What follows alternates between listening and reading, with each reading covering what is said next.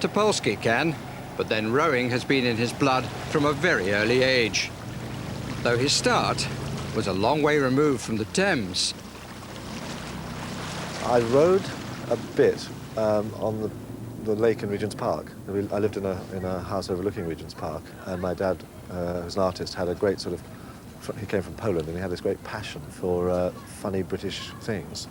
And one of the things was rowing, and we saw, there was that lake, and I used to go out there and row a little bit when I was about 9 or 10.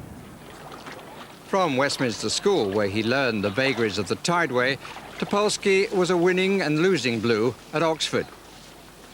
Starting with a victory in 1967 by 3 1/4 lengths, when he rowed in the number 7 seat. It was very light for it. I mean, I was still only 11 stone, 11.5, and they were big boys. I mean, it was a different world. What did it mean to you to make it? Oh, everything. I mean, it was, that was what I'd set my heart on.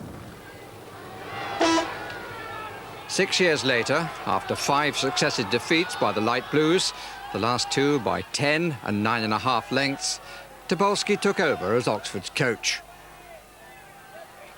It was a great crew, a crew with fantastic attack and competitiveness. It was a fantastic crew. They wore kamikaze Japanese headbands around their heads, and they were like kind of guerrilla fighters coming down from the hills, kind of Castro-like. It was fabulous, and we were clearly a fast crew. And on the day, we filled up with water. We went off very fast. We had 5-stay riggers on the side of the boat, while Cambridge had Jumbo's designed aerofoil riggers. So as they cut through the water just piled into our boat, and it was, I suppose, innocence and sort of foolhardy a bit, but we just piled up, and they rode that race with a boat completely full of water, and lost by a huge distance, 13 lengths. Awful. And I had that photograph of that crew full of water, still vainly trying to cover the course at 36 strokes a minute. I used to have that on my wall at home as a reminder never to go out without the proper riggers. The next year, 1974, brought his first success. And in 1976, as his crew set a new course record, he began a run of 10 consecutive victories. Its end in 1986 put pressure on a year which would produce triumph from wrath and wretchedness. But the mutiny left its scars. It was a very bruising and horrid period, unnecessary in the end. I mean, it was all about whether to knuckle down and do the training or not. And there seemed to be a real kind of move to undermine what we were trying to do. Were you right? Oh, I think so.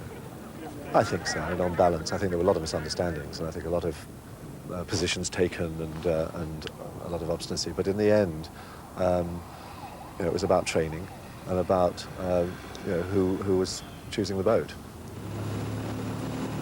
For the next 7 years, he concentrated on his writing career and travelled widely. But last year came the call he couldn't resist, and he knowingly put his reputation on the line. It was sad seeing Oxford kind of getting demoralised. I mean, they started to lose, and it was, I think, it was going all wrong.